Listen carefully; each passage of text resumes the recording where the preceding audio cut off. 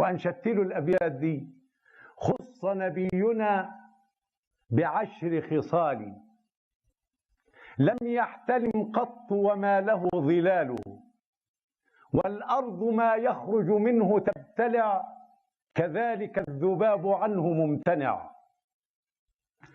يرى من خلفه كما يرى من أمام، تنام عيناه وقلبه لا ينام. لم يتثاءب قط وهي السابعة، ولد مختونا إليها تابعة. يعلو جلوسه جلوس الجلسا، صلى عليه الله صباحا ومسا. تعرفه الدواب حين يركب، تأتي إليه سرعة لا تهرب. صلوا على محمد وآل محمد. قلت له حضرة النبي كان